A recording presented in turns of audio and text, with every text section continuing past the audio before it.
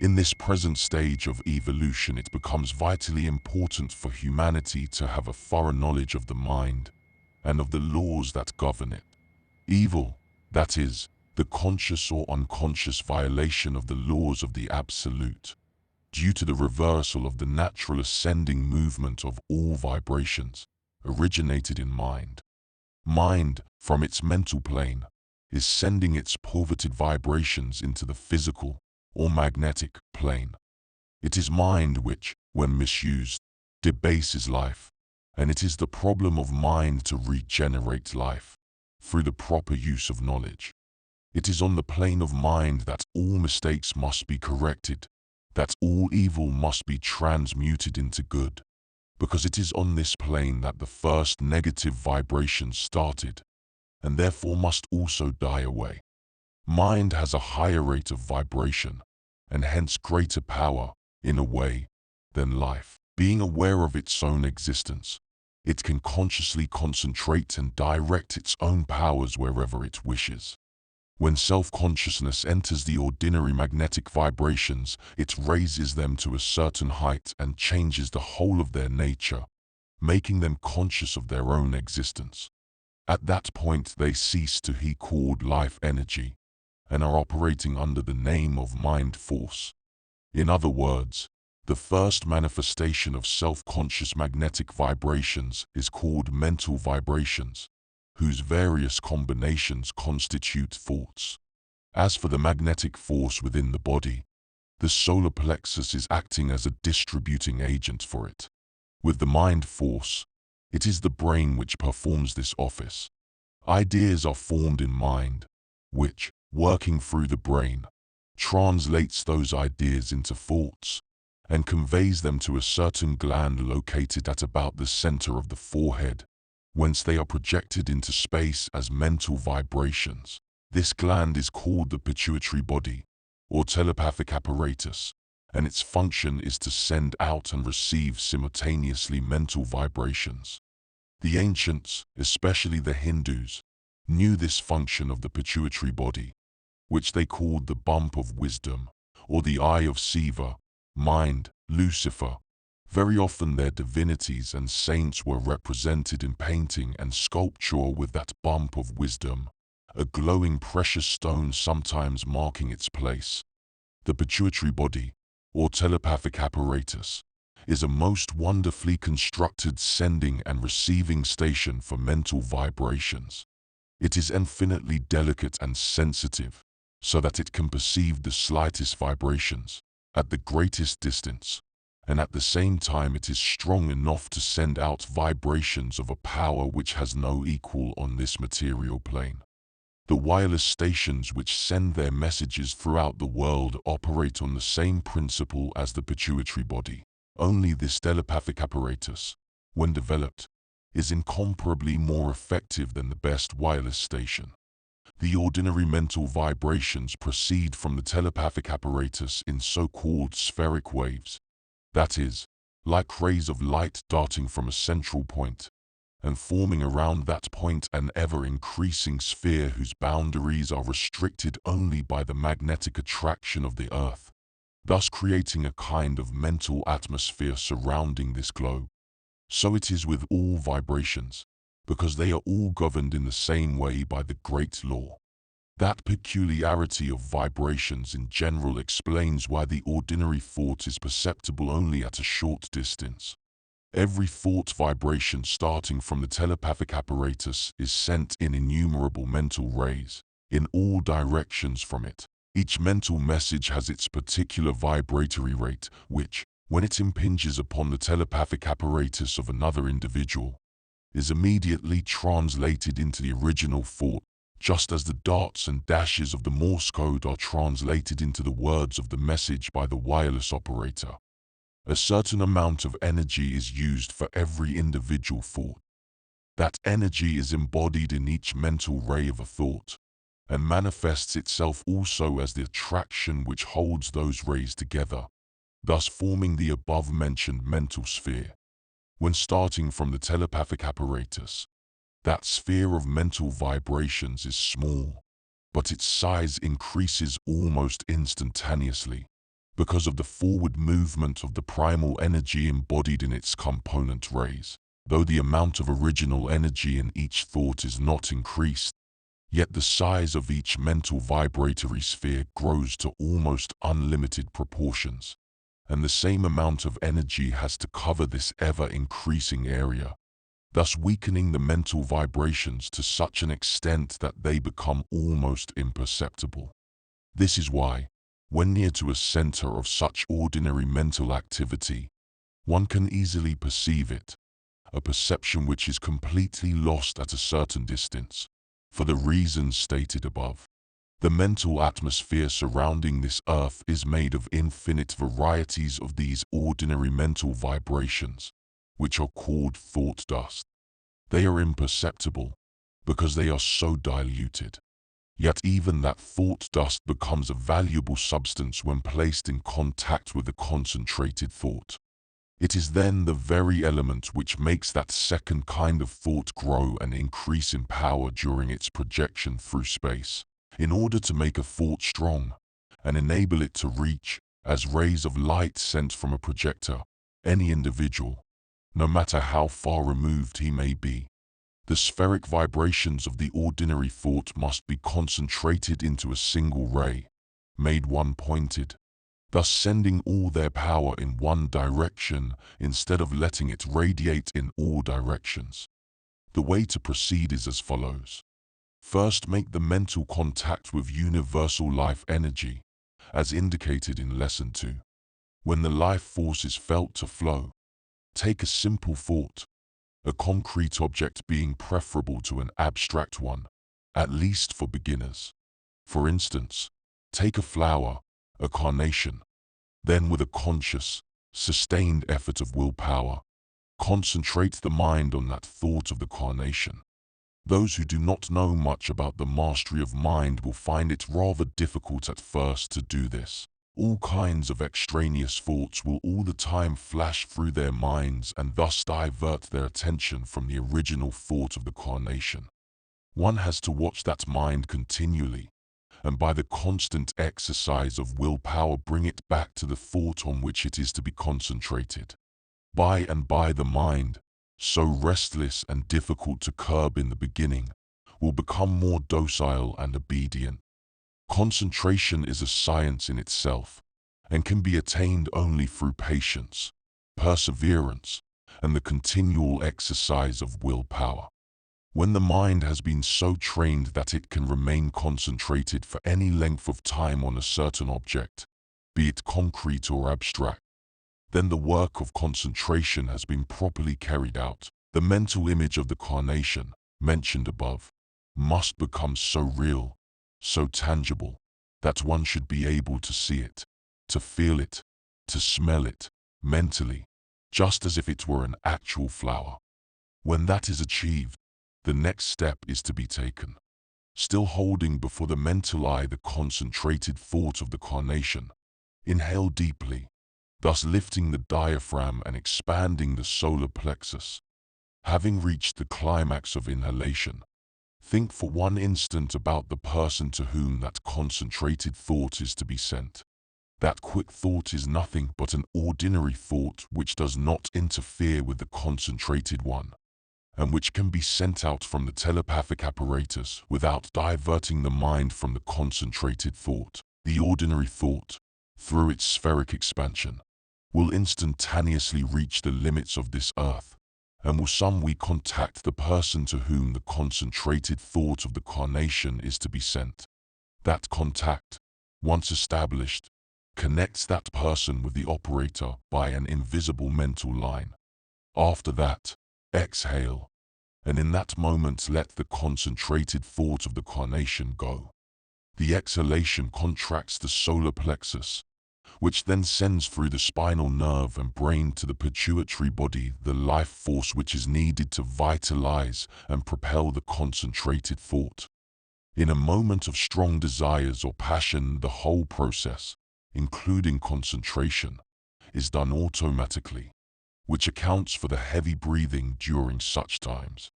That is why thoughts sent in those moments carry with them such constructive or destructive powers. The one-pointed thought, filled with life energy, will dart like lightning from the pituitary body into space.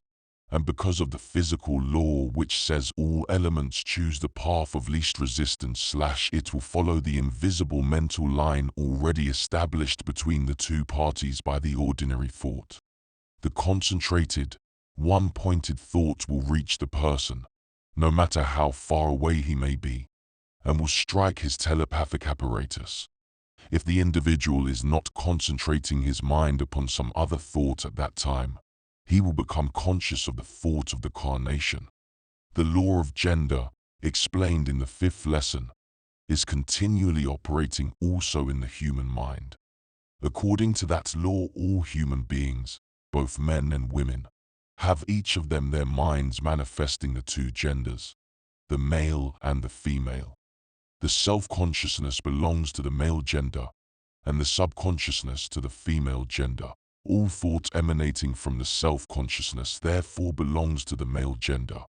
The one-pointed thought proceeding from the telepathic apparatus of an individual is naturally attracted to, and strikes, the corresponding apparatus in another individual, which acts like a wireless receiving station. This is the first action of the one-pointed thought. After the concentrated thought of the carnation has reached the other person's telepathic apparatus, and produced there its impression, exactly as in the receiving station of the wireless, it does not stay there. It penetrates into the subconsciousness, the female mental self of the individual, and there it acts like a seed planted in the ground.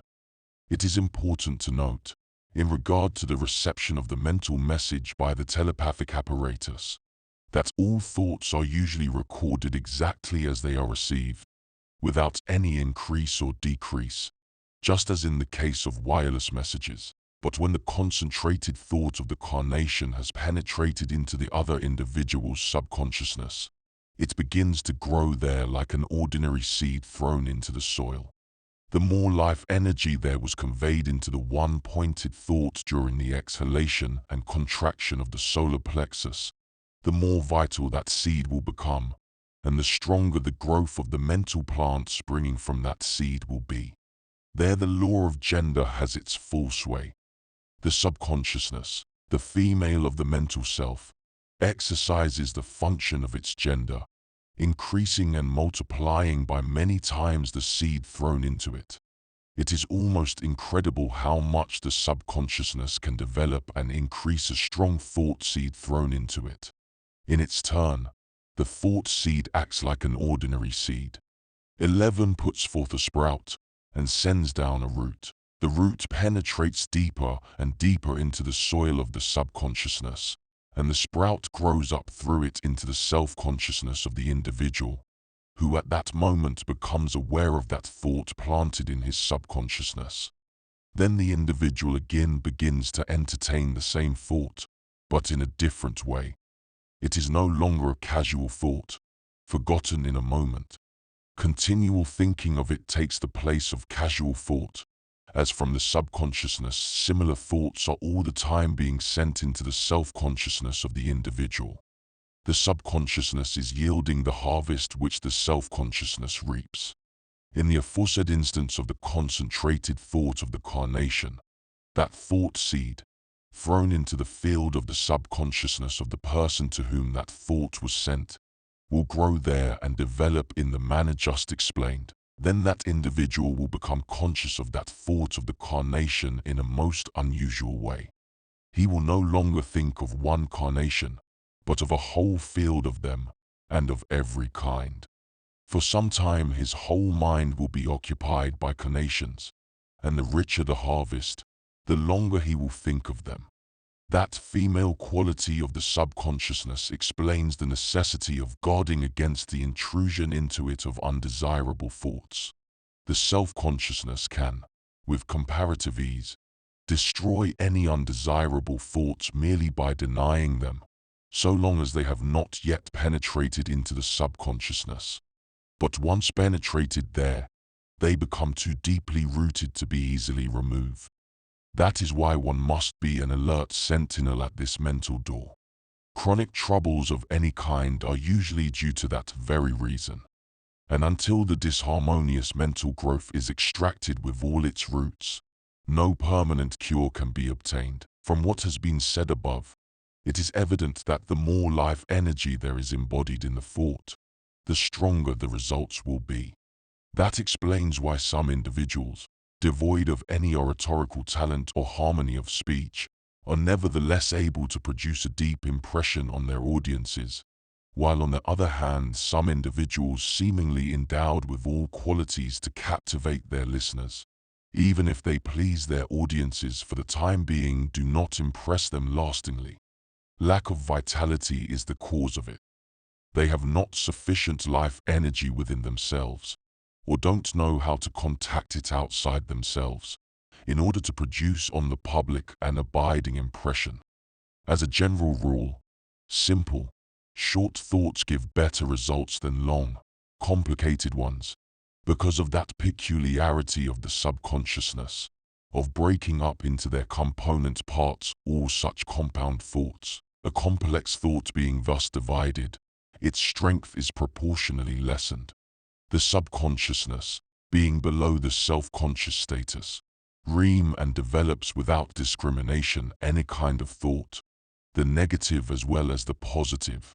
It is the field in which wheat and tares are growing together, until the day of harvest, when the self-consciousness makes a selection and throws away the tares, keeping the wheat. In that scientific mental work, every action is based upon and governed by a mental law.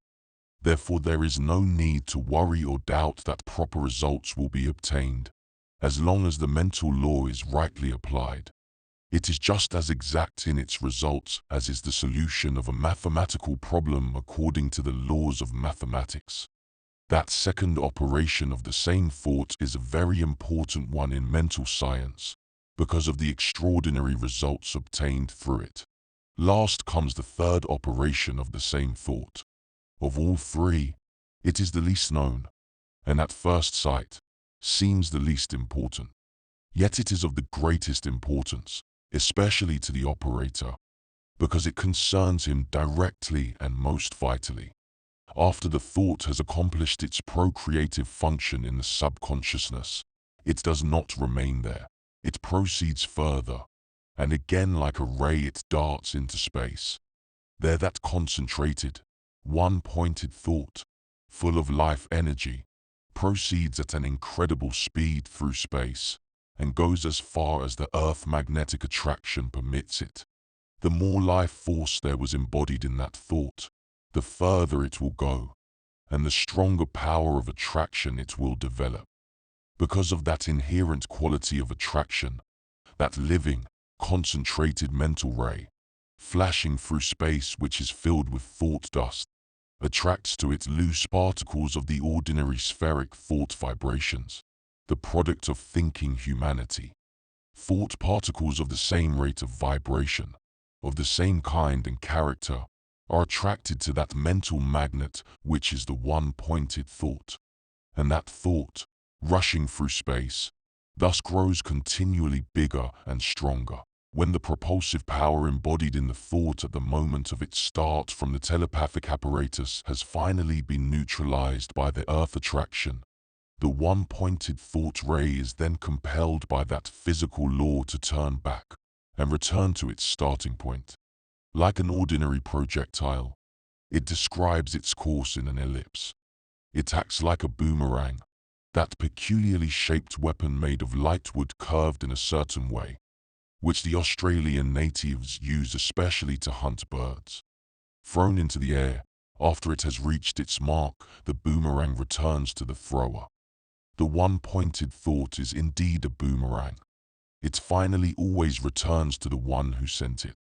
And on its backward course the concentrated thought, passing always through the thought dust of this planet, still grows and grows, so that when it finally comes back to the one that first sent it, it is usually not recognized, because it has become so big. It is indeed difficult to recognize, in the strong, lusty, thought fellow, the original thought child which was sent into the world. And because of that change, very often it is refused admission by its own parent. No thought, no feeling, no action, good or evil, is ever lost. Soon or late it will come back. It is unavoidable, because it is a law, which is often called the law of retribution. It is considered a moral law, the operation of divine justice.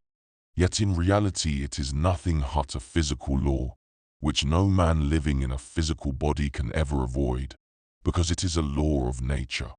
When human beings will know that to hear law with which no avoidance, pleading, or compromise is possible, they will, out of self-protection, cease to send unkind thoughts or feelings, or perform evil actions, because they will know that soon or late they will have to encounter the consequences, and the shock will be great, because concentrated thoughts always come back vastly increased. This mental law explains that statement of Jesus which created so much discussion among all Christian theologians, and which was never settled by them in a satisfactory way. Jesus said, "With what measure ye mete, it shall be measured to you again." And he added also, that the measure would be full, pressed down and running over. Almost everyone has had the experience in life that kind thoughts or good actions which they continually bestowed upon some individuals were not at all appreciated and seemed to be entirely wasted. Ingratitude was often the only return for such kindness, which naturally caused great disappointment. On the other hand, for no apparent reason, complete strangers with whom one was later thrown in contact began to show unexpected kindness in thought and deed. Naturally, an unconscious comparison between the two cases arises in one's mind, and the question presents itself of why those to whom good was done did not respond, while others to whom nothing was given became channels for good to be expressed. And because that good came from strangers, it made one feel almost uncomfortable, so that one was even tempted to refuse it. That must never be done, however, because it means to refuse admission to one's own thoughts or actions. Those kind thoughts or deeds which were considered lost are thus coming back to their author, and vastly increased, for the reasons explained above. Good thoughts are to be received with joy, and evil thoughts with love, so as to transmute their nature from negative to positive. No matter how much one may try to prevent those thoughts from coming back, they will continually return until they gain admission. The concentrated thought, when filled with life energy, possesses a tremendous creative power. As the law of attraction is continually operating through it, it gradually attracts all the elements necessary to bring that thought into actual manifestation on this material plane. Thus all human desires can be scientifically realized in one's life, if they are not contrary to the universal laws. The following method can be used to secure the desired success. After the mental contact with the universal life energy is made, concentrate the thought, as explained previously, on the desired object. Make it so real, mentally, that it will seem to be an actual fact. Repeat this as often as possible, and at the same time use constant effort to come into material contact with the desired object, which will then finally grow into one's life. Life energy, with its unlimited power of attraction, will attract to the mental concept of the concentrated thought the material elements for its expression.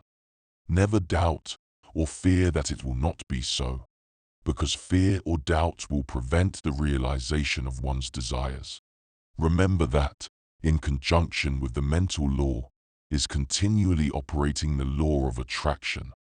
All one needs to do is to perform one's part properly, and leave the rest to the law of cause and effect, the continual operation of which will bring about the desired results. Thus worry, that great enemy of all unfoldment, will also be destroyed. As an artist, before painting a picture, must have it already created in his mind, so it is in life. First must be created, by the concentrated thought, the mental image of the thing one desires. Repeatedly dwelling on it increases its powers in every direction and condenses them until, like invisible vapors which, when condensed, appear suddenly as a visible drop, they burst forth in a material realization. The more life force there is used in the concentrated thought, the stronger are those powers manifested in it. By continual contact, through the mental method, with universal life energy, that power is developed to an ever-increasing degree.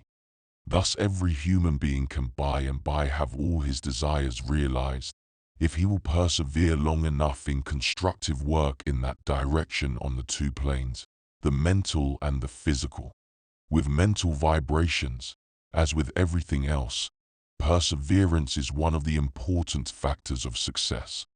Therefore, the cardinal point to be remembered is that in order to obtain success, mental activities must be combined with actual driving and working in the same direction, also on the material plane. The reason why our creative thoughts and desires are not immediately realized is because of our present material state of consciousness, which must translate everything into its own terms to make it tangible. In other words, physical effort and work are necessary to materialize it in one's life. When our state of consciousness will have risen to the plane of mind, every thought will be a creation by itself, and just as real and tangible to those living on that plane as are material things to us now.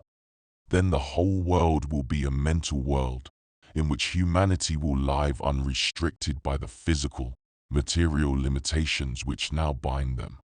Yet even that is not a perfect condition, as the human mind is still full of its own limitations.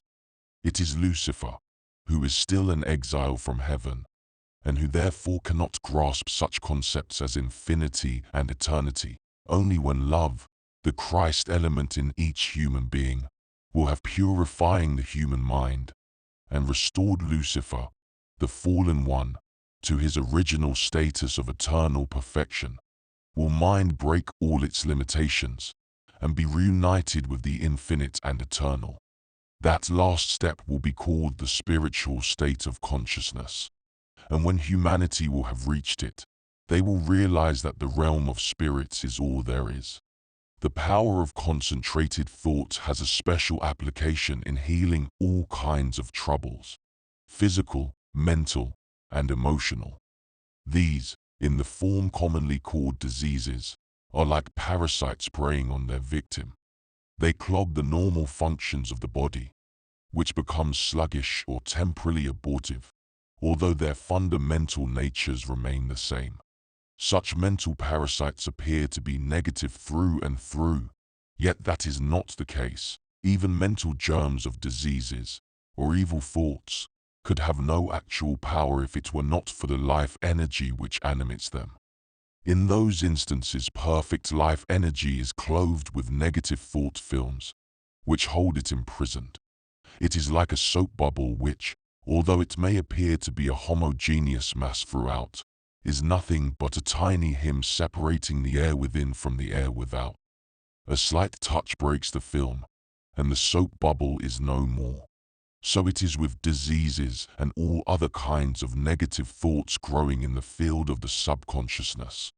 They are but bubbles of evil, and are destroyed by the strong contact of a concentrated, positive thought.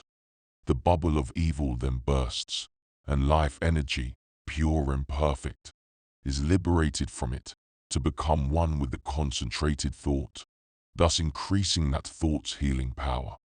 The negative is destroyed in that way, by the proper use of mental laws. Whenever a case of a negative condition is handled, the first thing to do is to make the mental contact with universal life energy, and let the magnetic current how into the body of the patient until the point of saturation is reached.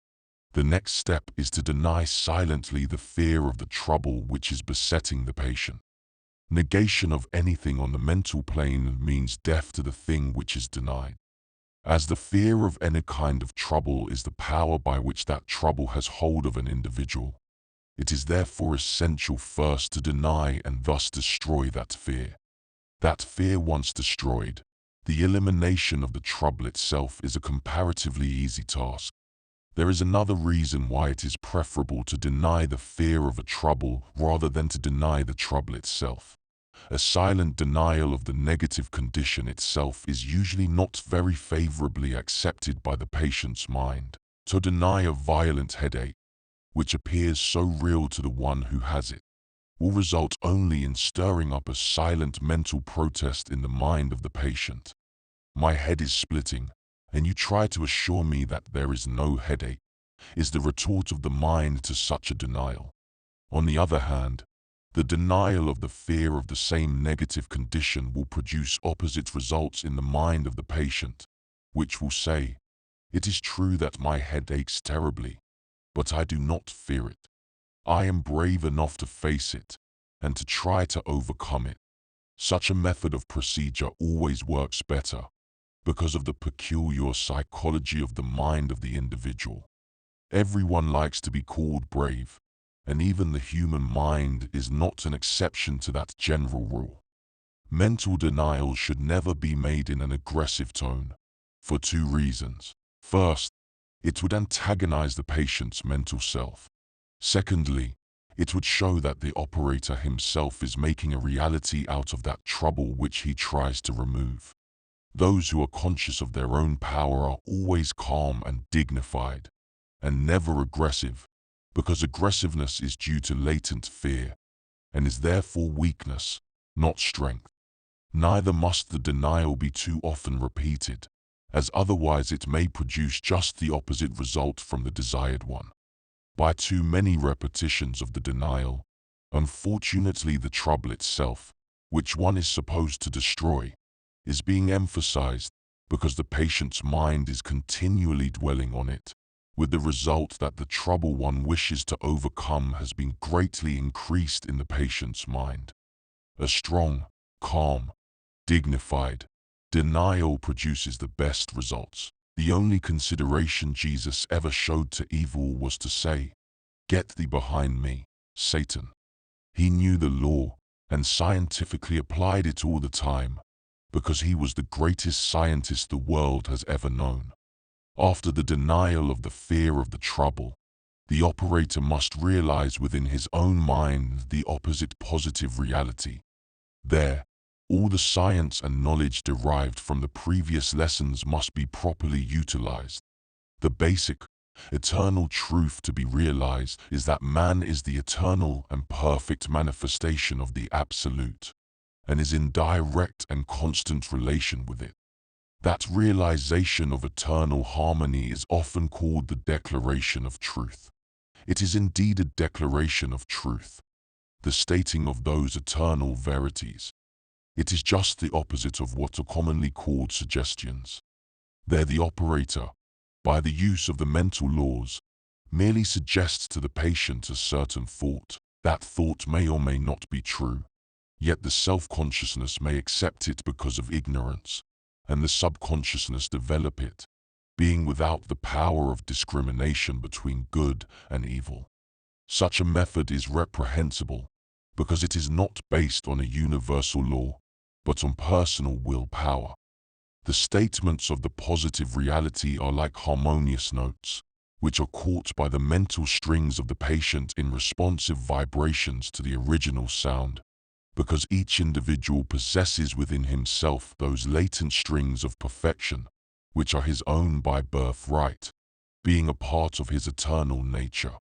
It is the awakening of an individual to his own eternal, perfect status, and the more the individual becomes conscious of it, the greater is the victory on the side of the positive. The thoughts of health and harmony sent by the operator to his patient are both healing vibrations and seeds of health. The operator must never make a reality out of the trouble he wishes to overcome in his patient. Though performing all that mental work within his own mind according to the rules stated in the beginning of this lesson, he does it only for the patient. The operator's own knowledge of the unreality of all negative must be so strong that he does not need to deny for himself even the fear of its existence. All the operator needs to do is to change the patient's way of thinking, by destroying those negative bubbles of evil in all its manifold aspects. Once the field of the subconsciousness of the patient is weeded of all mental tares, the wheat, that is, the normal, positive thoughts, will grow and manifest itself in the activities of the person. Then the patient is healed. In severe chronic cases, after several successful mental treatments, the individual often has a sudden relapse. Negative physical and mental developments may become so pronounced that the patient feels he cannot stand it any longer. He feels as if all the powers of evil were loosed upon him, depriving him even of the hope of a possible recovery.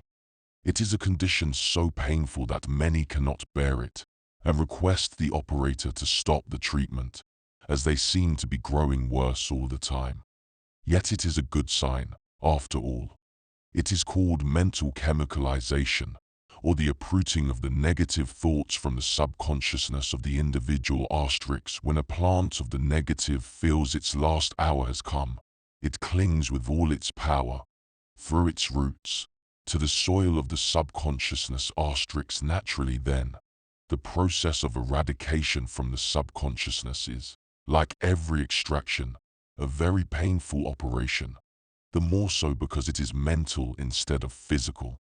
In such a case, the operator must explain to the patient the causes of that reaction and show him the advantage of carrying that operation to the very end. In some cases, the negative in the patient seems to be so strong that it is felt, even by the operator himself, as a great pressure which he is unable to lift.